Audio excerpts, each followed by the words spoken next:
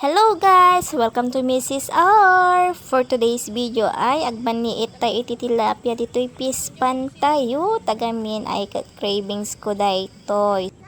So bali pakitak day tinaalak nga nabaniit ako. So day tapay lang iti naalak tay tatay manipod itay parbangon. O charot, tatay pa lang alas 2 na nga nang rugi nga nagbaniit. Nga day tapay lang tinaalak tawan pulos ti dumawi. Nalalaing matdigit yung nga tilapia ta amudan sa. Bali nung kita mimot dayto pispan no kami agbaniit ka na kat adu nga tilapia nangim nagbaniit kami ay apo oray may isa nagkitang tibuman ni itayuray mo talaga nga sumumuot bago nga agdawi agito nga tilapia. Bali pahirapan pa iti mangipalapal dayto baniit ko ta nadagdagsan mangim syak dayto pagiggaman na. Rabiin, yan dato yung palagbambaliit. Tata dalaga min daw. Tata kala dito eh.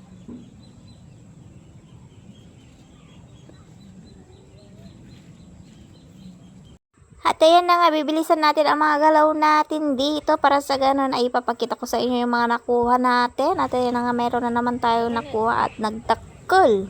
O, di ba oray nga tano 5 oras na ngagbambaniit di tano kasta kadakkel ay ka talaga mga sulit latan. Balaki daaw. Oh, daw na naalakon. Kata dalagdawi tatarabiin.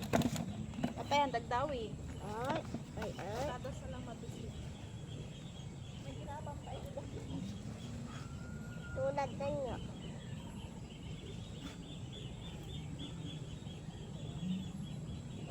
Ket day tigaro dyan na ala tayon.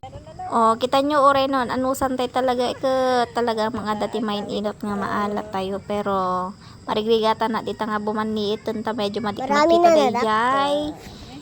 Madi ka mo tawag na ajay. Ajay chinelas ba nga na ipanjiban niit kas jay. O data ni bunso nga paspasali dita nga magigam di cellphone ko ipakita na kung dayjay na alami. Manon ma. 8 na. 8.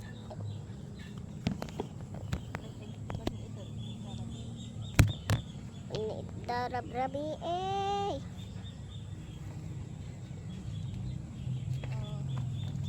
Agi pantay ti apat. Ariyot. Apo. Agingat kayo.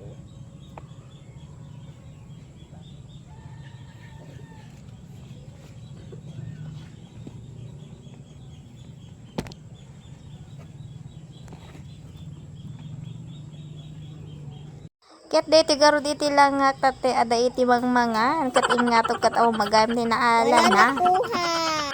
At ayan na nga nauman ni Madam Bertudon. O dayta yun naala tayo impabagkat ko kanya nang tagaming binakkat ko dayjay baniit iso lang dayta yun naala tayo. Okay mat daytan kasyang nga si doon tayo tatan ket intay garod pugwanen ta mailuton. Ayan yung nakuha natin. Yan. Tapos, kanina umaga yan. So, magluluto tayo. At ayan na nga, nalinisan na natin yung ating tilapia. At ang luto nito ay lalagyan ko lang siya ng crispy fry para sa ganun ay ipiprito natin. Ito talaga yung cravings natin kahapon pa pero dahil wala tayong mamingwit ay trinay natin kanina kahit paggabi na ay talaga naman go pa rin ang ating pamimingwit. So, bali, ididip ko lang yung crispy. Hindi ko na siya lalagyan ng itlog dahil mas gusto ko yung ganito, yung pure crispy. Para bang crispy pata. Charot. Ito yung tinatawag nating crispy lapia naman.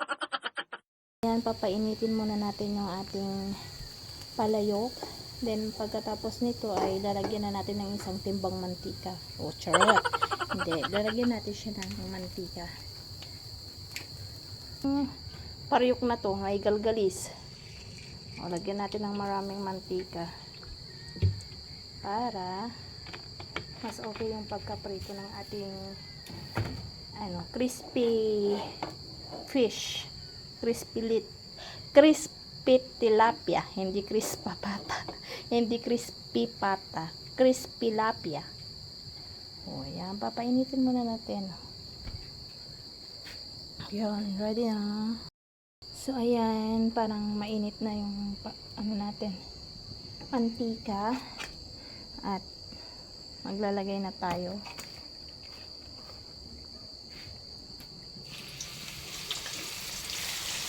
Ayan, kabubuto ang baka ano, agparsya. Tapos maglalagay tayo ng maliit. Maliit dito. Kasi tayong space. Ayan. Nig, kutipay lang. Siyempre, tatakpan natin. Tatnuhan tayo. Maparsyakan, timulagat na. Isugar day today yung muna nga ing prito kon tagamin mabisin ka ni ate iso nga manganan habang agprit-prito nakpay kanda gitoy daddo maaykat mangan isunan tatno baka damdam maay ka maturugan na kamanon o nagadupay kilaban di nga inapoy ipakaminto ti aso kaya na itagluluto nakpay laeng. At hindi ko na nga nabidyohan lahat pagkatapos ng ating prito. Kaya naman dito na nagtatapos yung ating vlog. Maraming salamat. Goodbye!